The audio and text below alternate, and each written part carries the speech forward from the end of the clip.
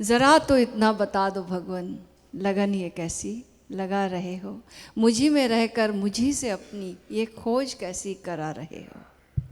ये गीत अभी बज रहा था, हम सब इस गीत में झूम रहे थे। इसी को फिर से पढ़ने का भाव आ रहा है। हो प्राण तुम ही हो प्रीतम, हृदय हो तुम ही हो धड़कन,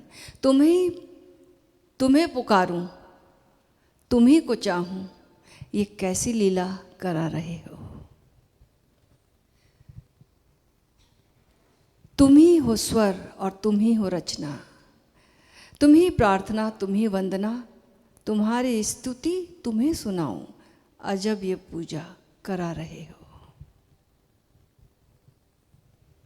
तुम ही हो कर्ता तुम ही कर्म हो, तुम ही हो धर्ता तुम ही धर्म हो, निमित्त कारण मुझे बनाकर ये नाच कैसा नचा रहे हो। तुम ही हो ध्याता, गौर से, तुम ही हो ध्याता तुम ही ध्यान हो, तुम ही हो ध्याता तुम ही ध्यान हो, तुम ही हो ज्ञाता तुम ही ज्ञान हो, तुम ही हो सृष्टा तुम ही हो सृष्टि, गजब नजारे दिखा रहे हो।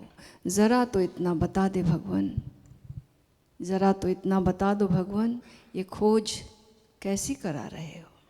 अध्यात्म उपनिषद का सूत्र था कि जल में, पृथ्वी में, हृदय में, बुद्धि में, सब जगह कण कण में वो विराजमान है, उसका वास है। लेकिन जल नहीं जानता, उसे नहीं जान सकता, पृथ्वी उसे नहीं जानती, आकाश गगन में वो गुंजायमान है, आकाश उसे नहीं जानता। सर्वत्र वो, जहाँ जिसका भी अस्तित्व है उसमें वो रमा हुआ है, लेकिन वो जो ऑब्जेक्ट की तरह है वो उसे नहीं जान पा रहा, कंटेनर नहीं जान पा रहा कंटेंट को, और उसी में वो रमा हुआ है। ये पूरी खोज अध्यात्म उपनिषद की शुरुआत की थी और यही अंत तक जाती है, एक की ही खोज उस साक्षी की।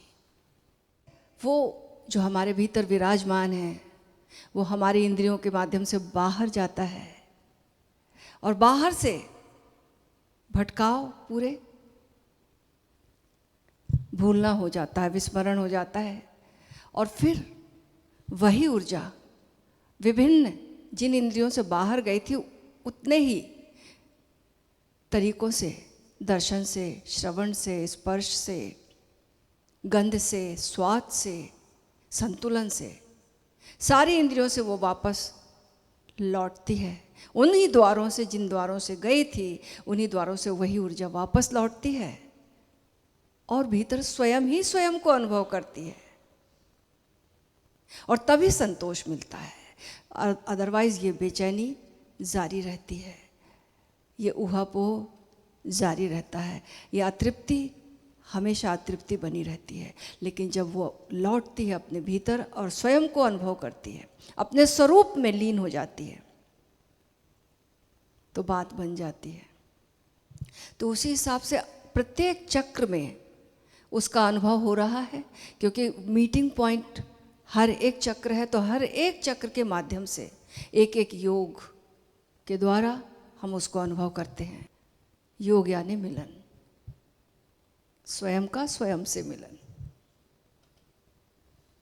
तो राजयोग जो है वो, जैसा कि नाम है, राजयोग है, राजपथ है। कर्मयोग अगर है तो कर्मयोग एक पगडंडी की तरह है, थोड़े लोग होंगे बड़े कर्मठ होंगे, उनके लिए कर्मयोग होगा ना। और वो कर्मयोग जब तक तीसरे नेत्र पर साक्षी जब तक घटित नहीं होती, उसमें साक्षी नहीं मिलेगा तो योग नहीं बनेगा। तो इसलिए हर पगडंडी, हर रास्ता इसी यहीं पर आकर मिलता है। इसकी जरूरत, बिना साक्षी के योग ही नहीं हो सकता। और साक्षित्व तो तभी घटता है जब ऊर्जा ये शामिल हो जाए, तीसरा नेत्र। तो हर रास्ता यहाँ आकर मिलता है, हर माध्यम जो है यहाँ आने के लिए है। कर्म के माध्यम से हम साक्षी हो जाएं, तंत्र योग के माध्यम से जो सारी इंद्रियां, 6 इंद्रियां, इनकी जो एक एक मैनिफेस्टेशन है उसके माध्यम से हम साक्षी हो जाएं, उसके बाद हठ योग के द्वारा साक्षी हो जाएं, भक्ति योग के द्वारा साक्षी हो जाएं। लेकिन ये सब एकांगी हैं। थोड़े लोग होंगे जो भाव प्रधान होंगे और उनके लिए भक्ति योग होगा, थोड़े लोग कर्म प्रधान होंगे, उनके लिए कर्म योग होगा। लेकिन बहुत सारे लोग ऐसे हैं जिनमें सब कुछ है थोड़ा थोड़ा। इसीलिए राजयोग, ओशो ने अपनी पुस्तक का नाम ध्यान योग, इसी को ध्यान योग बोलते। तो ध्यान योग सब जानते हैं, सब उस पुस्तक से वाकिफ हैं। ओशो की किताब है ध्यान योग। और उन्होंने ओशो योग क्या है, अभी तो हमने बात कर ली एक एक योग की, राजयोग तक की, सांख्य योग में की भी करेंगे। लेकिन ओशो योग, सांख्य योग में कुछ युक्ति ही नहीं, कोई मार्ग ही नहीं, कुछ करना ही नहीं है। सांख्य योग जो सहस्त्रार का, उसमें कुछ समझ की बात है, साक्षी, सीधे साक्षी होने की बात है। वो अवेयरनेस, सीधी जागरूकता, किसी माध्यम से नहीं, वाया नहीं, बस सीधे डायरेक्ट। तो राजयोगी कहते हैं कि ऊर्जा को तीसरे नेत्र पर ले आओ, ध्यान को तीसरे नेत्र पर ले आओ, ऊर्जा सहस्त्रार तक पहुंच जाएगी। ध्यान अपना तीसरे नेत्र पर लाए तो ऊर्जा का ऊर्ध्वगमन हो जाएगा। और हठयोगी कहते हैं कि भाई ऊर्जा जगाओ, सांस के माध्यम से, योग के माध्यम से जगाओ ऊर्जा और ऊर्ध्वगामी करो, तो ध्यान घटित होगा, तब साक्षी होगा। एक जगाने के लिए कहता ऊर्जा को, ऊर्ध्वगामी करने के लिए कहता तब साक्षी होना होगा। दूसरा कहता है कि तुम सीधे ध्यान दे दो तो ध्यान घटित हो, साक्षी घटित हो जाएगा, और कुछ करने की ज़रूरत नहीं है, ऊर्जा ऊपर आ जाएगी। यहाँ पर हमने ध्यान दिया तो दोनों अपनी अपनी जगह सही हैं, लेकिन दोनों एकांकी हैं। ऐसे समझ लो एक पंप है जो कि ज़मीन के नीचे गड़ा हुआ है, जिसका पानी ऊपर खींचा जाता है। और एक दूसरा पंप है राजयोग वाला, वो कहता है वैक्यूम क्रिएट कर लो, पानी ऊपर आ जाएगा। दूसरे प्रकार का पंप है, वैक्यूम क्रिएट किया, पानी अपने आप ऊपर चढ़ गया। हठयोगी क्या कह रहे हैं, ज़मीन पर पंप, प्रेशर दो, पानी ऊपर चढ़ेगा। दूसरा कह रहा है वैक्यूम क्रिएट करो, पानी अपने आप ऊपर चढ़ जाएगा, प्रेशर की क्या ज़रूरत। लेकिन ओशो योग क्या है, भाई प्रेशर भी दो और वैक्यूम भी क्रिएट करो तो बात बन जाएगी। ओशो योग जो है, जिसमें किस अखंड योग है, इसमें सारे योग, ओशो कहते हैं भाई सारी विधियाँ, हठयोग भी का भी सहारा लो, ऊर्जा को जगाओ। सक्रिय ध्यान करते हैं हम ना, ऊर्जा, फास्ट ब्रीदिंग करते, ऊर्जा जगाते, और भी ध्यान सारे जिसमें कि ऊर्जा का जागरण है, ऊर्जा का ऊर्ध्वगमन है। और उसके बाद सांख्य की बात है, साक्षी की बात है। शुरू में ओशो भी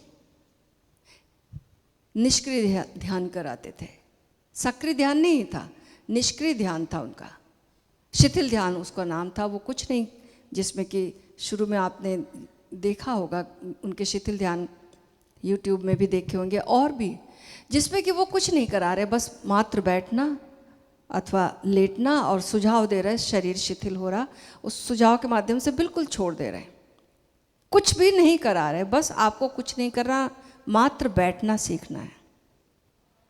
बात नहीं बनी, आदमी बैठ नहीं पाता, शांत हो नहीं पाता, शिथिलता आती नहीं। तब फिर उन्होंने जोड़ा सक्रियता, पहले सक्रिय हो जाओ, इतने सक्रिय हो जाओ, ऊर्जा को थका लो। पहले तल पे ऊर्जा थकेगी, बेचैनी, तो ऊर्जा जागेगी, वो ऊर्ध्वगामी होगी। पहले ऊर्जा को जगा लो, सक्रिय हो जाओ, थक जाओ, बैठोगे तो वो जो जागी हुई ऊर्जा है वो ऊर्ध्वगामी हो जाएगी।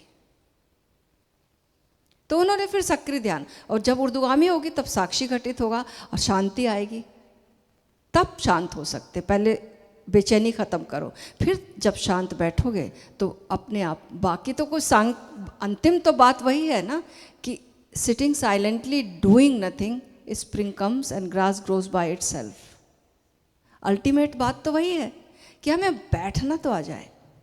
इसलिए राजयोग के बारे में पतंजलि ने पूरा विवरण दिया है ना, कि यम, नियम, आसन, प्राणायाम, प्रत्याहार, ध्यान, धारणा, ध्यान, फिर समाधि घटित होगी।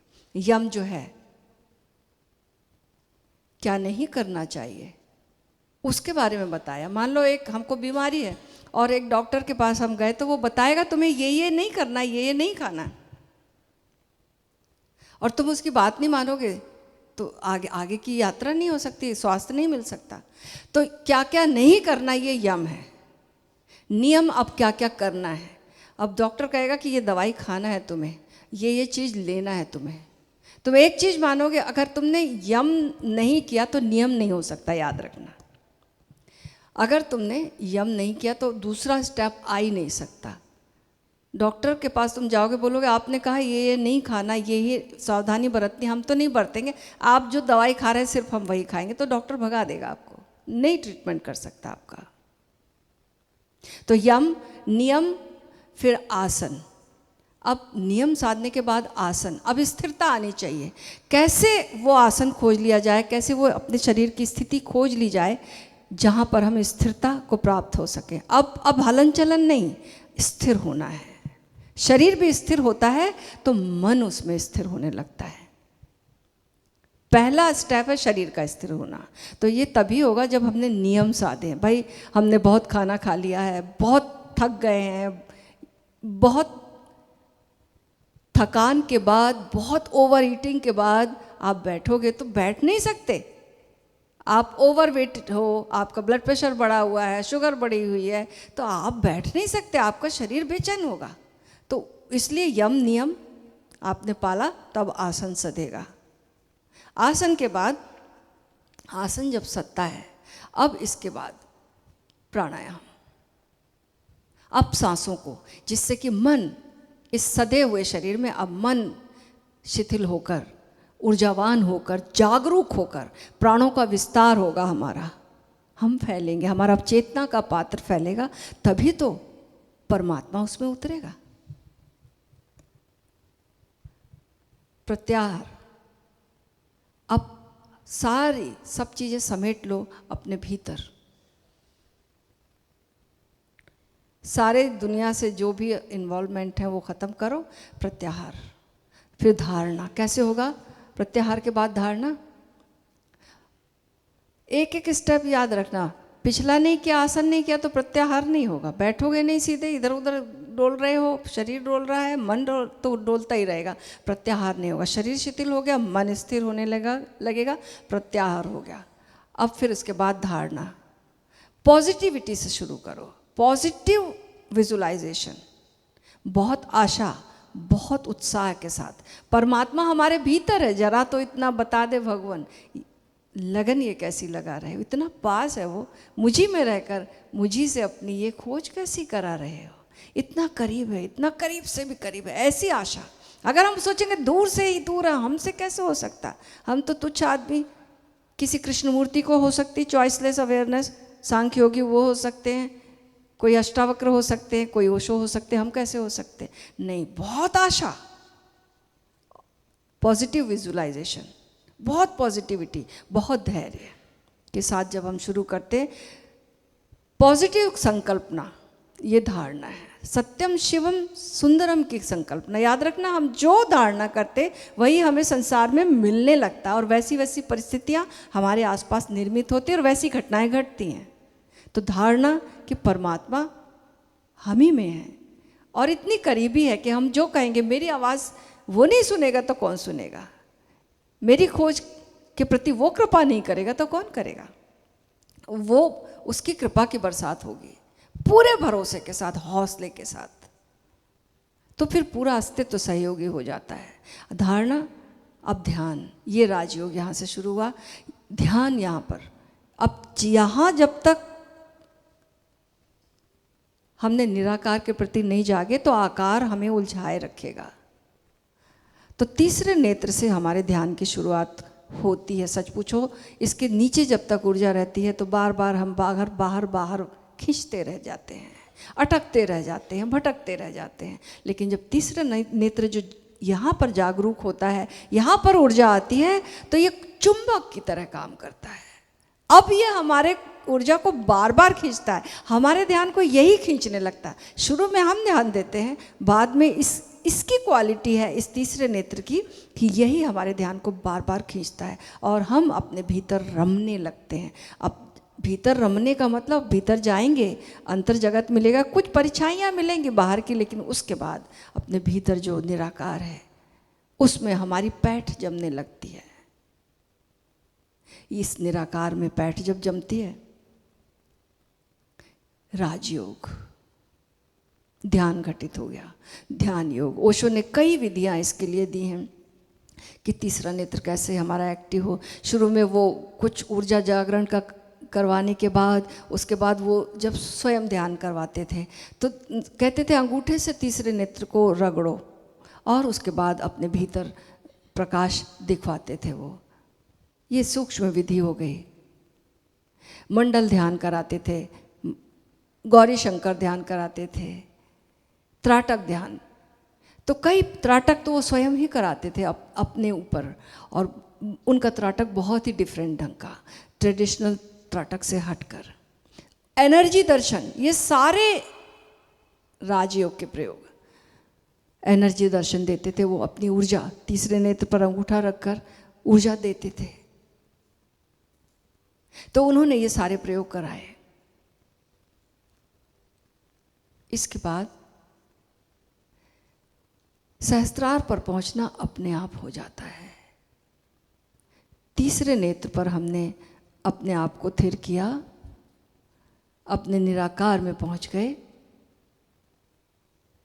और इस तीसरे नेत्र तक सारे योगों को मिलाकर, सबका सहारा लेकर हम पहुंच सकते हैं।